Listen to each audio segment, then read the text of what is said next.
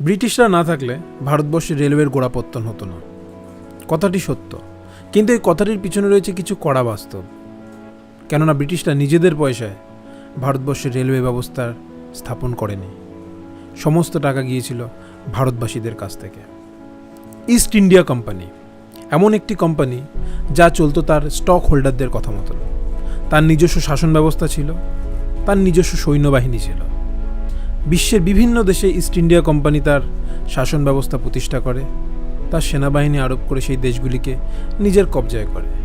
ভারতবর্ষও ছিল সেরকম একটি দেশ। এই ভারতবর্ষে তারা যখন আসলো তখন মুঘল সাম্রাজ্যের প্রায় পতনের মুখে, এবং এই সুযোগটাকে নিয়েই ভারতবাসীদের মধ্যে বিভেদ সৃষ্টি করে ইস্ট ইন্ডিয়া কোম্পানি ভারতবর্ষের শাসন ব্যবস্থা নিজের হাতে নিল। বণিকের মানদণ্ড রাজদণ্ড হয়ে গেল। তারপর থেকে ভারতবর্ষ ইস্ট ইন্ডিয়া কোম্পানির অধীনে। ইস্ট ইন্ডিয়া কোম্পানি তখন বুঝতে পেরেছিল যে ভারতবর্ষে যে পরিমাণ সম্পদ রয়েছে তা ব্রিটেনের জিডিপিকে অনেক হাই করে দেবে, আর সেটাই হয়েছিল। কেননা যখন ইস্ট ইন্ডিয়া কোম্পানি ভারতবর্ষে আসেনি তখন British GDP less than 2% of world's GDP ছিল। কিন্তু ভারতবর্ষে আসার পরে ব্রিটিশ সাম্রাজ্যের অর্থনৈতিক দিক থেকে সমৃদ্ধি ঘটতে শুরু করে। কেননা ভারতবর্ষ থেকে তারা বিভিন্ন সম্পদ বলতে গেলে চুরি করে নিয়ে যেতে থাকলো। একটি সমীক্ষায় জানা গিয়েছে যে ভারতবর্ষ থেকে ব্রিটিশরা প্রায় $45 ট্রিলিয়ন নিয়ে চলে গিয়েছে। ব্রিটিশরা বুঝতে পেরে গিয়েছিল যে ভারতবর্ষে রেশম, চা, কাঠ, কয়লা বিভিন্ন রকমের ব্যবসা করতে গেলে একটি দ্রুত মাধ্যমের দরকার, যার মাধ্যমে তারা জিনিসপত্র আদান প্রদান করতে পারবে, আর সেই জন্য দরকার হয়ে গিয়েছিল রেলওয়েজের। তখন তারা ভারতবর্ষের রেলওয়েজের গোড়াপত্তন শুরু করে। 1853 থেকে 1924 সালের মধ্যে ভারতবর্ষের রেলওয়ের নেটওয়ার্ক বিস্তারিত হয়। কিন্তু 1857 সালে সিপাহী বিদ্রোহের পরে সমস্ত দায়িত্বভার 1858 সালে কুইন ভিক্টোরিয়ার হাতে চলে যায়। ইস্ট ইন্ডিয়া কোম্পানি ব্রিটেনের মহারানীর অধীনে চলে যায়।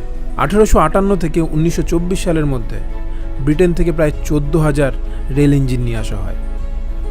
ভারতবাসীদের টাকায় সেটা ভারতবাসীদের কিনতে বাধ্য করা হয়। ঠিক এমন ব্যাপার হয়ে যায় যে আমার টাকা থেকে আমি জিনিস কিনলাম, আমার টাকা থেকে আমি সেই জিনিসে চড়ছি এবং হাততালি দিচ্ছি, থ্যাঙ্কস জানাচ্ছি তাদের যারা সেই জিনিসগুলো আমাকে দিয়েছে। ব্যাপারটি ঠিক সেরকম ছিল। কিন্তু রেলওয়ে আসার পরে রেলওয়েতে যে ড্রাইভার থেকে শুরু করে, যে বোর্ড অফ ডিরেক্টরসের মেম্বার থেকে শুরু করে যারা টিকিট কালেক্টর, তারা সবাই ছিল ব্রিটিশ। এখানে ভারতবাসীদের কোনো জায়গা ছিল না। এবং এমনকি 1943 সালে যখন দ্বিতীয় বিশ্বযুদ্ধ বাধে তখন ভারতবাসীরা না খেয়ে মরছিল, আর ওইদিকে ভারতবর্ষ থেকে খাবার দাবার পৌঁছে দেওয়া হচ্ছিল ব্রিটিশ সেনাবাহিনীদের কাছে।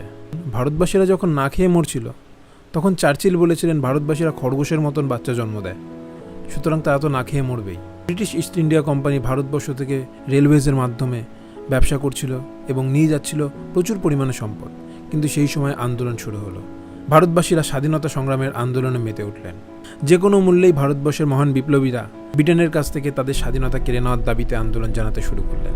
ব্রিটিশরা বাধ্য হলো ভারতবর্ষ ছেড়ে যাওয়ার জন্য, কিন্তু তারা ভারতবর্ষের একটি বড় ক্ষতি করে দিয়ে গেলেন। ভারতবর্ষ 3 ভাগে বিভক্ত হলো: পূর্ব পাকিস্তান, পশ্চিম পাকিস্তান এবং ভারতবর্ষ। ভারতবর্ষ থেকে সংখ্যালঘু মুসলমানরা তাদের নতুন তৈরি দেশ পাকিস্তানের দিকে যেতে থাকলো এবং পাকিস্তান থেকে হিন্দুরা ভারতবর্ষে আসতে থাকলো। বর্তমানে যে বাংলাদেশ, সেই বাংলাদেশ তখন পাকিস্তানের অন্তর্ভুক্ত ছিল। রেলওয়েজেরও বিভাজন ঘটল।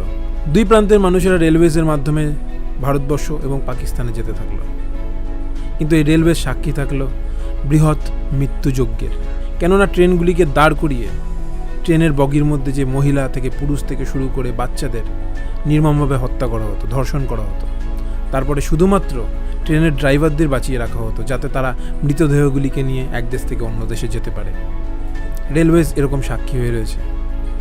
ভারতীয় রেল। ব্রিটিশরা ভারতবর্ষকে যা দিয়েছে সবকিছু ভারতবর্ষের পয়সাতেই দিয়েছে, নিজেদের সুবিধার জন্য দিয়েছে। সুতরাং এটা গর্ব করে বলার কিছু নেই যে ব্রিটিশদের জন্যই আজকে ভারতবর্ষে রেলওয়ে ব্যবস্থা চলছে। তো বন্ধুরা, আজকে ভারতীয় রেল নিজের যোগ্যতায় একটা সুনাম অর্জন করেছে, একটি উন্নতির শিখরে পৌঁছেছে। কিন্তু সেদিক থেকে যদি তুলনা করে দেখতে হয়, একই সাথে বিভাজিত হওয়া দেশ পাকিস্তানের রেলওয়েজ ব্যবস্থা ভারতবর্ষের মতন অতটা উন্নত নয়। তো ভিডিওটা যদি তোমাদের ভালো লেগে থাকে তাহলে অবশ্যই একটা লাইক করে দিয়ে যেও, আর যারা নতুন তারা সাবস্ক্রাইব করে সাথে থেকো। Keep loving, keep supporting.